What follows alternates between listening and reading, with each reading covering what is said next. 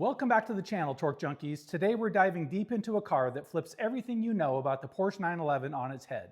This is the 2023 Hot Wheels Porsche 911 Dakar, a limited edition machine that blurs the line between supercar precision and true off-road capability. And it has one heck of a story behind it. Let's get into it. All right, I did a little digging and here's what I've come up with on this car. So today we're talking about the 2023 Porsche 911 Dakar, also known as the 992 911 Dakar. This car didn't just come from a design sketch or some marketing idea. It's rooted in motorsport history, extreme engineering, and the idea that Porsche could take its legendary 911 and turn it into something that looks as at home in the desert as it does on the highway. To understand the Dakar, you have to travel back in time, all the way back to the 1980s and the legendary Paris-Dakar Rally. In 1984, Porsche scored an overall victory with its modified 911 in the toughest endurance rally on the planet. A race that spanned thousands of miles of sand, rocks, and punishing terrain. That was the moment Porsche proved a 911 could thrive off-road, not just on tarmac. Fast forward nearly 40 years, and Porsche didn't just want to honor that victory, they wanted to reimagine it for the modern era. The result, a 911 that looks like it could run the original Dakar Rally course again, only this time straight from the factory. But why make a Dakar-specific 911 at all? Porsche's engineers asked a bold question. Can a rear-engine supercar also be a rally car? And the answer they built is the 911 Dakar. At the heart of the Dakar is a familiar engine. It uses a 3-liter twin-turbocharged flat-six from Porsche's Carrera 4 GTS, producing around 473 horsepower and 420 pound-feet of torque. That gives the Dakar supercar-level acceleration 0 to 60 in roughly 3.2 to 3.4 seconds, even while carrying rugged hardware underneath. What makes this engine even more impressive off-road is how Porsche prepared it. Beefier air filters, larger intercoolers, and components borrowed from higher-end models like the Turbo ensure it breathes clean air even when it's kicking up dust in the desert. The power goes to all 4 wheels through an 8-speed PDK transmission. There is no manual, and that choice helps keep traction and performance tight in all conditions. So what sets the Dakar apart from any other 911? Let's break down the big differences. Right out of the box, the 911 Dakar sits about 50 millimeters or 2 inches higher than a standard 911 Carrera with sport suspension, giving it SUV-like ride height. But Porsche didn't stop there. It fitted a hydraulic lift system that can raise the car another 30 millimeters or 1.2 inches when needed, pushing total ground clearance up roughly 7.5 inches, to a total of 7.5 inches. That's substantial for a vehicle with a rear engine and sports car roots. And even more remarkable is that the car can remain at that height at higher speeds, something most off-road systems don't allow. This lift system isn't just for slow obstacles, it can be used while driving at speed, meaning the Dakar can handle unexpected terrain without collapsing back down like a typical air suspension system. Instead of ultra-sticky performance tires, the Dakar rolls on Pirelli Scorpion All-Terrain Plus tires. Huge tread blocks with about 9 millimeters of depth, reinforced sidewalls, and specifically tuned for mixed surfaces.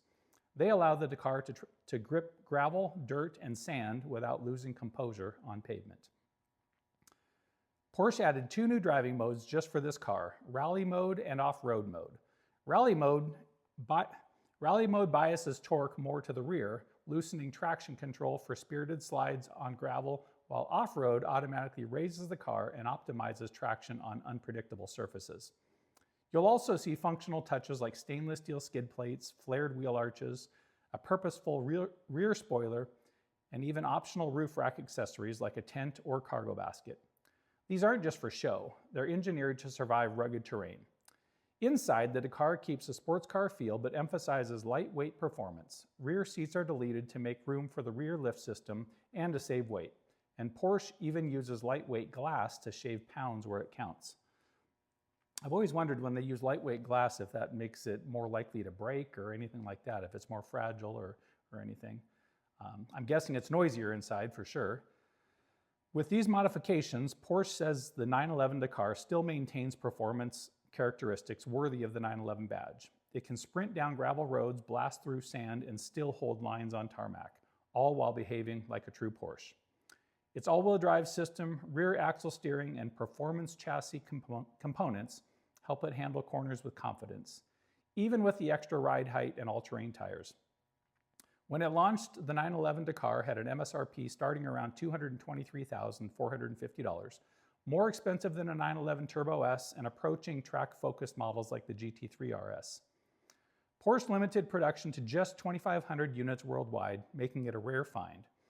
Enthusiasts and collectors often see these cars listed well above MSRP on the secondary market, in some cases with dealerships marking them up by significant amounts due to scarcity and demand.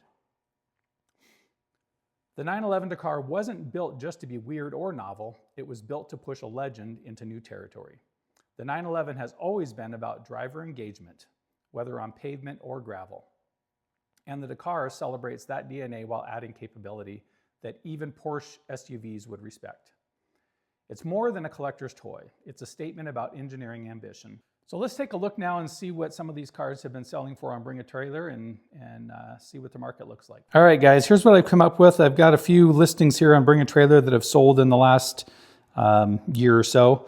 This one here has only 847 miles on it, sold for $400,000 just a couple weeks ago, actually. And it was in South Carolina. And there's a side profile of it. These cars just look so cool. I love the look of them. I love that kind of beefier rally look. I love the roof rack on it. There's a little interior shot. This is kind of a cool shot of the tires there. Shows the tread pattern on the tires. Obviously pretty beefy looking for a 911. There's another one. This one sold, this is a 2024, sold for $320,000 back in September. This one I saw listed quite a few times on Bring a Trailer. There were several times it didn't meet the reserve over a several month period. It's only got 48 miles on it. It's in Illinois. There's a shot of the seats in it, the dash. And you don't get to see much of the engine on these cars, but that's about as much as you can see. I believe you have to access it from underneath. And here's one that's kind of interesting. It's kind of a plain look. Most of them had all the decals and all that stuff on them. This one here was just a plain gray car. This one was a 24, sold for $316,000 back in August. And this one was in Florida and only has 295 miles. That's the sad thing. A lot of these people buy these cars just as a collector, but then they don't ever really enjoy them. I always love it when I see people that buy these cars and actually take them out and use them and enjoy them. Oh, there's another front angle.